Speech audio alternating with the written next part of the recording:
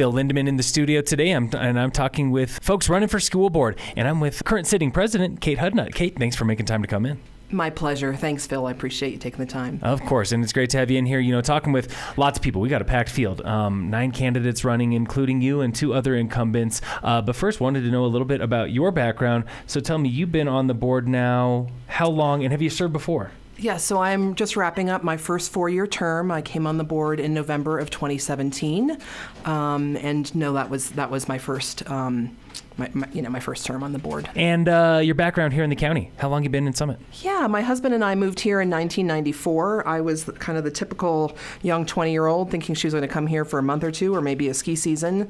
We have been here ever since. We now have a 15-year-old who's a sophomore at the high school. I've been involved in a lot of different things since I've been here, from obviously a lot of volunteer work and obviously needing to work full-time. So my background's in graphic design. My husband and I have a small business in Frisco. I've worked in the nonprofit sector quite a lot. So yeah, I think wearing a lot of different hats and really calling this special place my home. And like you were saying, first time on the school board, but what are some other boards, committees, any stuff like that you've served on? Sure. Previous to being on the school board, I was on the board of directors of the FERC for 6 years. I served on the board of directors at Little Red Schoolhouse when my daughter was there. I was on the Town of Breckenridge's Public Art Commission. I was the art commissioner there for, I believe that was a 3-year term. Honestly, countless other committees and volunteer efforts over the years. It's part of the fabric of who I am. Just something that you like to be involved with. You like to be in touch with the community and especially, helping guide some of the nitty-gritty stuff that people just don't see. Yeah, exactly. And, this is something that my parents certainly instilled in me as a youngster. I started by, honestly being what was called a candy striper in a hospital when I was about 9 years old, delivering flowers to people's rooms, and just got kind of hooked on that community service piece and meeting new people and, broadening my horizons. Now on to the school board.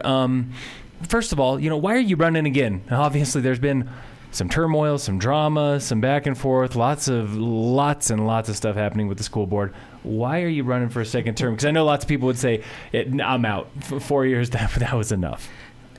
Excellent question, Phil. Thank you. And I won't sugarcoat it. It was certainly a big decision for myself, for my family, for me professionally, looking at the time commitment that I have put in, especially in the last 18 to 20 year and a half or so. It's been a busy past year and a half, past 2 years, not only with COVID, of course, which is the big one, but also some other turmoil, new superintendent and another new superintendent, lots of stuff coming in and out. Why come back? I'm just dedicated to this work. I'll be completely honest with you. I'm really excited about the direction of our new strategic plan. We have, some really, of course, an amazing staff throughout the district. And I've got skin in the game. I've got a teenager in the high school. I care so much and, really want to see some wonderful things that are starting to unroll here in Summit County. Okay. That's one thing that I think, a lot of folks, they might not have a kid in the school district. And they say, well, why should I care? Well, the easy one is property taxes. I mean, it's one of the main funding sources for our school districts. Why else should people care about what's happening in the school district? What are your top 3 priorities? How do you get people to care? Oh, my goodness. Well, I haven't really had a challenge of people telling me that they don't care about our schools. I am very fortunate that in Summit County, when we bring measures to our voters, historically that I have seen in the last decade or so, they pass with flying colors. We know the importance of education. We know the importance of investing in our children and in their future. I'm very glad that we are in a community that really embraces and volunteers and comes in and helps, whether they've got kids or not, whether they've got grandkids or not. It's a very generous community, and it's part of why we moved here and we've stayed here.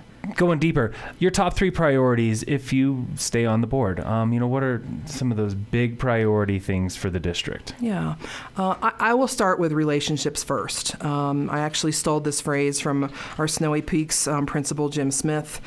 He's Mr. Relationships. He's a relationships guy. We know it's so important to build those trust-filled relationships, to get to know each other, to share our stories.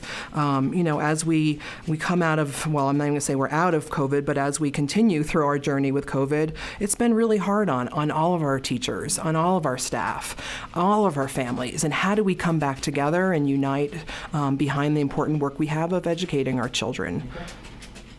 That was only one, and I have 3. Yeah. Relationships. Well, relationships is a big one. Like you said, it's one of those things where everything starts with a strong relationship. Strategic planning. You did mention the strategic plan. I'm guessing that's probably a priority, is making sure that is tight, well run, covers the bases. Yes, thank you, Phil. So number 1 priority, I'd say, is that relationships. Number 2 is rolling out our strategic plan. There's such solid work in there behind teaching and learning and mental health, equity-seeking policies, and family and community relationships. Great work is happening. Lots of opportunities for the communities to get involved. And then my third priority is supporting our teachers, our staff, our leaders, with livable wages. What does it look like for us to continue to invest through wages, through childcare, through housing opportunities? How do we look at that bigger picture as a major employer in our community to attract and retain, and that's the key word I will use, retain our amazing staff? Yeah, and I know that has definitely been kind of one of those hot button issues, is like how do we keep teachers around? And when I've looked at retention data, year to year, Summit School District is right in line with the rest of the state, which has a relatively, what seems like a high level of turnover, 12 to 13%. But it's the year after year after year after year that maybe Summit has struggled with. Is that what you've seen on the board? Yes, excellent question. Thank you. So we are in the midst of doing a survey. We actually have a third party that has offered their time through a graduate program to be doing a full staff survey to understand, what are the pieces that are driving people away, after they get to having baby number 2. Is it childcare? Is it wraparound care before and after school? Is it health insurance? Obviously, is it their pay? And what are the pieces that we can really lean into with having some updated data from our current staff and have a better understanding of where we really need to be leaning in? Okay, great. And it's almost like relationships. You need that data before you can make some decisions. You don't just want to be saying, well, we think it's this, so let's throw some money at it. Well, yes and no. And I will say we did, quote unquote, throw some money at it. This past spring, as part of our negotiations, we gave significant raises. We're going to bring up our base by the end of the 21-22 school year up to a $50,000 base for our teachers. That also, rolls out to the rest of our staff, in terms of increases. So we knew it was important right now to be giving those raises and again, retaining the people that we have, and then continuing to look at how we do better across the board. Okay, great. And when it comes to what you've been hearing just from teachers and staff, the folks that are getting those raises, has anybody come to you? What's the relationship like between the people that are in the school buildings every single day and the board as it sits right now? I will celebrate that we have a very positive relationship. You may see that 3 of our incumbents have been endorsed by the teachers union. I am honored to be one of those 4 that they have endorsed.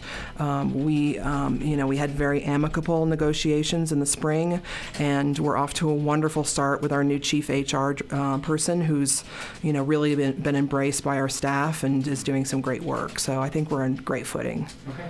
Moving on to curriculum. I know that has been one of those, again, hot button issues, especially when it comes to the rest of the candidates. They are very interested in curriculum and what's happening there, and the fact that test scores seem to be struggling. I guess, what is your response to that claim that test scores are falling and they are going the wrong direction? They've been going that wrong direction for a long time. And what are remedies that the board can oversee?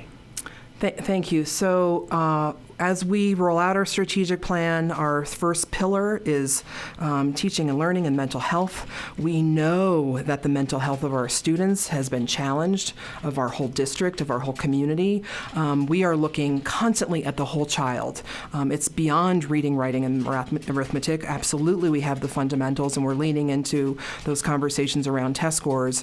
But we are dedicated to, really serving the entire child. We're talking about science and history and the arts and athletics. There's more to our kids than a test score. And like you said, the strategic plan is one thing that can address that. That is where all that stuff is couched, the guidance for curriculum and Exactly, and it's important for us to remember the role of the board versus the role of the superintendent and his staff. We set the policy, we approve the strategic plan, we set goals for the superintendent and his large staff, and benchmarks, and we check in monthly, weekly, quarterly to really look at how he is doing with his goals. So the operations and the implementation of the plans is not our job, and I think that it's important for understand the role of the board versus the superintendent. Okay. What are some board standards for academics? What have you guys been looking at for academic standards?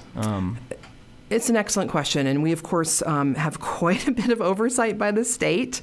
Colorado does have a lot of local control at the same time, so we're a little bit in the middle in that conversation. At our upcoming board meeting next week, we are going to have a conversation about our UIPs, our Unified Improvement Plans. You've maybe seen some of that coverage in local press recently. I guess what I'm trying to get at is somebody who has no background whatsoever, like a lot of our listeners, with setting curriculum, with doing curriculum. Yeah. How is that done? How is that overseen by the board? Who decides what goes in and what does not go in? Well, that is typically not a board role. That is, some things are required by the state. We are not selecting books or coloring sheets for our kindergartners. That is really a piece that is overseen by, everyone from our superintendent to our principals to our teachers. And, there are certainly academic standards that need to be followed. But in terms of, the minutia of our curriculum, that is not something that the board oversees. Like you said, you set the standards, you set the blueprint, and then it is up to, the professional teachers to go through and make the nitty-gritty down to the detailed decisions. Exactly. Okay. All right, great. And I think that's one thing that, again, some folks that don't know how schools work might not understand. They think that the school board, they are the end-all, be-all. They're the president. What they say goes, and what what decisions they make, that is what's done all the way down to, like you said, the coloring pages that kindergartners get. That's not the case. That's not the case. Okay. No. Thank you for clarifying. Okay, great. Speaking of superintendent, Roy Crawford. Yeah. New to the position. Tell me about the working relationship right there with the board. So I will give Roy a 2 thumbs up. We have an official first check-in with the full board at the end of October. We will be doing a 360 at the end of November that will go out to some community partners, obviously staff, leadership folks, really for the board to have a metric to say, how is it going? How are we doing? Where do we need to lean in some more? So we look forward to being able to review those survey results in early December. So far so great is what I would say about Roy. And of course, the elephant in the room, he is the third superintendent in the time that you've been on the board even. Yeah. Talk to me about what happened with superintendents and selection. And of course, people are saying, well, you're paying lots of money to a superintendent that was no longer here to fulfill a contract that you voted to boot him out on. Mm-hmm. Response to that? Yeah, thank you, Phil. It's a very delicate conversation. I have to be very mindful of the fact that we are talking about human resources best policies. We're talking about, people are protected under the law. It would be incredibly inappropriate for me to go outside of my oath of office to share conversations that happened in executive sessions. We are here to protect our employees from start to finish, and it's obviously something that we take very seriously. We look at bringing in any superintendent on a 1-year contract and then looking at an additional 3 years beyond that. That has been the practice for many years, if not decades, prior to my arrival. So before we go into that second contract, we're very cautious and mindful of how it's going and what we're committing to. Okay. Yeah, and I know that conversation has been covered many, many, many times. And honestly, do you feel like it should have any bearing on this year's board election? Well, I don't think so. I appreciate the question. I'm confident that we have, best practices in place. We have goals and job descriptions to guide us through this work. We have job descriptions, and policy to lead us through what it looks like moving forward with Roy or with the next superintendent, what that process is, how we bring the community in as we did in the past, to be part of that process and part of those listening sessions. I'm confident that we have the right people doing really good work for our district.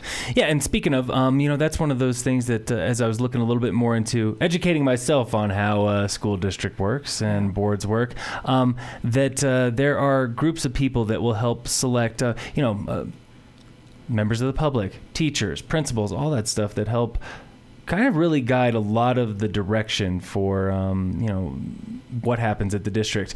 Who are some folks that are involved right now, other than, the board, that are helping, like, say, what was I looking at? Curriculum review committees, like stuff like that. Who and how are those selected, and, who gets to be part?